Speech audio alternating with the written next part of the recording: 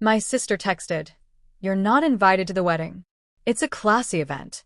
A second later, Mom reacted with a laughing emoji, the kind that doesn't laugh, it pokes. I typed one word back. Understood. Then I added, "I'll cancel the classy payments, too." Threads appeared, stopped, appeared again. Silence finally arrived, dressed as confidence. "Hi, everyone, my name is Harper Lane, I'm 28. And if you think you know how this ends, stay tuned. Because I was raised to be the quiet sponsor, the girl with the reliable card and the short memory." The phone felt heavier than the mug in my other hand. My kitchen light hummed, a cheap halo over three things I could still control: coffee, oxygen, and math. I opened my banking app. There it was, the breadcrumb trail of class. Venue retainer, my card. Florist deposit, my card. Custom linens, tent lighting, vendor meals, even Mom's second phone line for coordination. I kept receipts the way other people kept souvenirs. A new text from my sister. "Don't be petty. It's just seating capacity." Capacity. Right. For years, they'd measured love by how much I could carry. I set the phone down and opened my laptop. Folder. Wedding. Contracts. Venue terms blinked back at me in 11-point times New Roman. Unromantic and perfect. Primary pair retains scheduling control. Auto charge of final balance. 10 a.m. Friday. Authorized user may revoke at any time. My cursor hovered over revoke authorization. The house stilled, refrigerator, street, breath, as if the walls were leaning in to watch. Mom pinged the thread with a confetti gif. My brother chimed in. "Don't make this weird, Harp. It's just not your audience." I looked at the word audience and felt my mouth tilt. They were right. I wasn't their audience. I was the investor. A calendar reminder popped up on my screen. Venue walkthrough in 24 hours. Host required. Host. That would be me. I clicked open the payment panel. The button glowed. Revoke. And then a new message slid across the top of my screen from an unfamiliar number. "Hi Harper, this is the venue manager. Quick question about who actually controls the date." The message sat on my screen like an unopened gift. "Hi Harper, this is the venue manager. Quick question about who actually controls the date." I stared at it for a full minute, steam curling from my coffee. Then I typed back. "That would be me. I'm the payer on file." 3 seconds later, her reply came. "Understood. We just needed confirmation. We've been contacted by your sister about upgrades, but those require your approval." I smiled, small and sharp. "Of course," I typed. "Hold all upgrades until further notice." And just like that, their glitter fountain froze mid-sparkle. By noon, Mom called, cheerful in tone, brittle underneath. "Sweetheart." The planner mentioned a little confusion. "No confusion," I said. "Just clarification." "Well, it's your sister's big day. Don't make her stress." "I'm not. I'm making her accountable." The silence after that sentence was its own applause. I spent the afternoon reviewing more contracts. The floral company, the caterer, the photographer, all under my billing address. Each one ended with the same sentence. Authorization may be revoked by account holder at any time. I wasn't sabotaging anything. I was simply logging out. By 5 p.m., my phone pinged again. "Harper, Mom's freaking out. The caterer says payments paused." "Correct," I typed back. "The event is paused until I'm treated like family, not a wallet."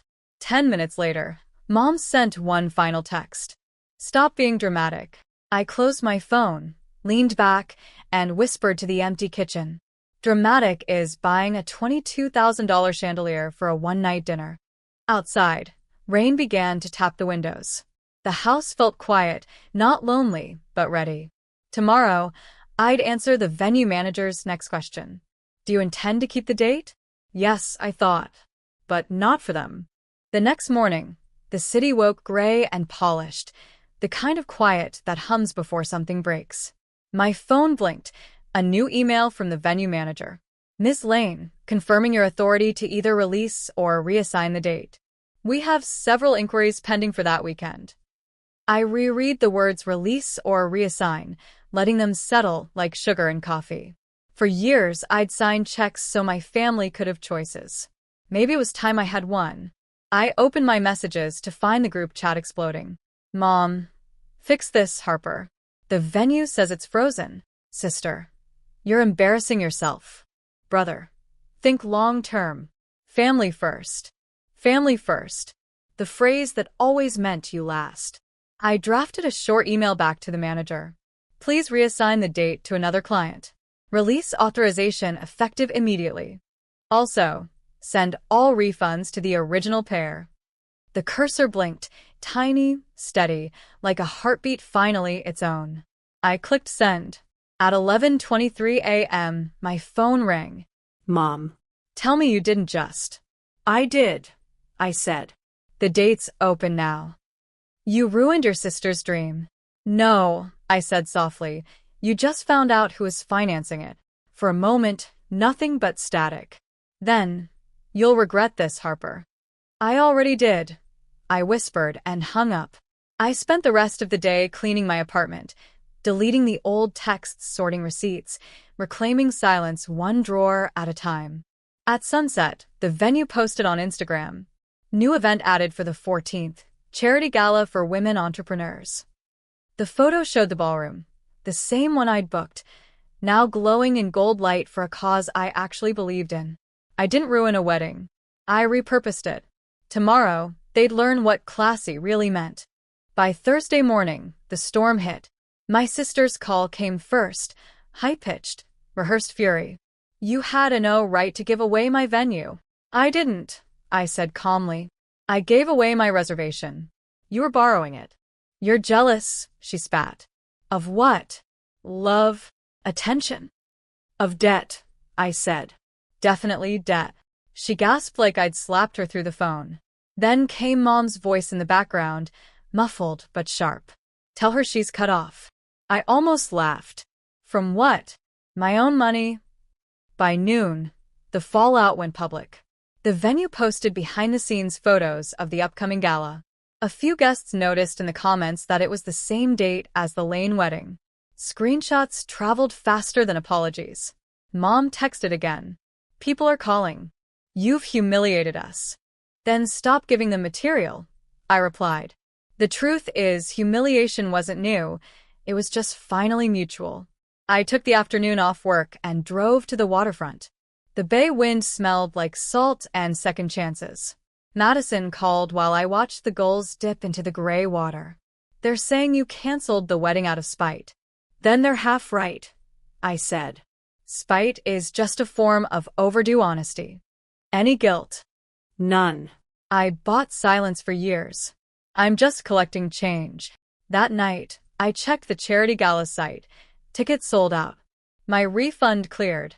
I donated half anonymously. The next morning, Mom sent one last text. Your grandfather heard about this. He's furious. I smiled at the screen. Grandpa funded the family's first house. I funded their illusion. Maybe we were finally even. Tomorrow was supposed to be rehearsal dinner. I had other plans.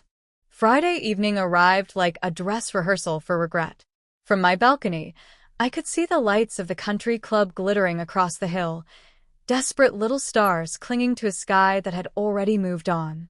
My phone rang again. Grandpa. He never called without reason. Harper, he said, his voice slow and sandpapered with age. Your mother's crying. Says you ruined everything. I waited for the scolding, the sigh. But then he added, about time someone did. That broke the stillness. She used you, kiddo, he said. You've been paying for their class since college. I told her entitlement always sends an invoice. I smiled. It finally got delivered. He chuckled softly. Good. Let her sign for it. After we hung up, I poured a glass of wine and scrolled through social media. My sister's posts were frantic, cropped photos, cryptic captions, some things money can't buy. Comments flooded in. Didn't you lose your venue? What happened? She deleted the thread within an hour. The quiet that followed wasn't satisfaction, it was symmetry. Around 10, a message from an unknown number appeared. You think this makes you better? You made a fool of us. I didn't need to ask who it was. I typed back. No. I just stopped financing your version of me. Then I blocked the number and stepped outside. The wind carried laughter from the club, thin, hollow. I wondered if they'd still call it a celebration when half the vendors didn't show. Inside, the refund email blinked one last time, a final payment reversed. Tomorrow was the wedding day. For them, it would be chaos. For me, it would be freedom, quiet, deliberate, and long overdue. Saturday, their wedding day, dawned bright and brittle, sunlight so sharp it made the city look overexposed. I wasn't invited, but my notifications told the story for me. Posts, tags, panicked edits, ceremony delayed. Vendors missing, bride in tears. I brewed my coffee slowly. Every pour was deliberate. For once, I wasn't racing to fix a crisis someone else created. Madison called mid-morning. "It's chaos," she said, barely containing her grin. The caterer left. The photographer walked. Your sister's screaming at volunteers. I sat on the couch, watching sunlight crawl across the rug. That sounds expensive. You're trending again, Madison added. They're calling you the classy sister. I laughed. That's irony paying rent. By noon, my sister's fiancé called from an unknown number. Harper, be reasonable. She's devastated. About what? The vendors. The guests. The consequences, I said quietly.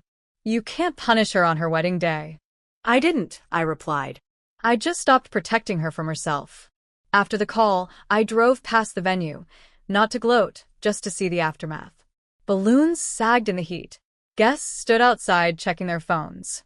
Through the glass, I saw my sister clutching her bouquet like a lifeline, Mom whispering behind her hand, faces tight with disbelief.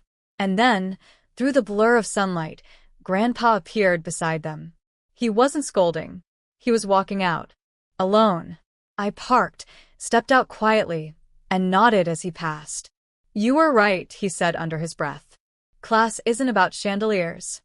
No, I said softly. It's about consequences. That evening, I donated the last of the refund to a women's shelter in my sister's name. Anonymous, of course. The wedding ended before sunset. The marriage, well, that wasn't my problem. Tomorrow, I'd send one final message. Sunday morning came wrapped in the kind of silence money can't buy. No phone calls. No alarms. No family chaos humming through my walls. Just coffee, sunlight, and a house that finally felt like mine again. The first notification arrived around 10, a tagged post. My sister had uploaded a single black and white photo, her bouquet tossed aside on the floor, captioned, "Every lesson has a cost." It had barely 50 likes. For her, that was extinction. I scrolled through the comments. Some sympathetic, most curious, a few cutting. One read, "She shouldn't have used her sister." Another, "Classy people pay their bills." I didn't click like. I didn't need to. At noon, Mom called again, her voice paper-thin. You proved your point. Are you happy now? No, I said gently. Just balance. She sighed. We're family, Harper. Exactly why I kept records, I said and hung up. That afternoon, Grandpa stopped by unannounced, carrying a small envelope. Inside was a check, made out to me, for the exact amount of the wedding's original budget. I took it from their inheritance, he said. Figured it might as well go to the only person who knows what integrity costs. I don't need it, I told him. I know, he said. That's why it's yours. After he left, I placed the check in the same folder that once held all their contracts. Then I poured another cup of coffee, opened my laptop, and wrote my final message to the group chat. Dead settled. Boundaries intact. I wish you both a lifetime of lessons learned. I hit send, then left the chat forever. Outside, gulls circled the bay. For the first time in years, their sound didn't grate. It harmonized. Tomorrow, I'd end this story the same way it began, with a message they couldn't ignore. Monday morning felt like a clean page. No alarms, no group chats, no emergencies that carried my name on the invoice. Just the smell of rain through an open window and the soft reminder that peace doesn't need witnesses.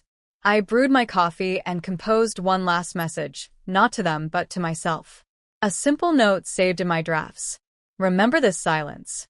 You earned it. Then I opened my email. The charity gala I'd reassigned the venue to had sent a thank you letter. Your decision helped us raise over $180,000 for women starting over after financial betrayal. I read the line twice, smiled, and finally understood. Revenge had morphed into restitution. My phone buzzed once. A text from my sister. We're moving. Needed a fresh start. I'm sorry for all of it. 3 dots blinked, then nothing. No excuses, no manipulation, just space. I typed back. Start fresh. Pay forward. Then archived the thread forever. Outside, the city shimmered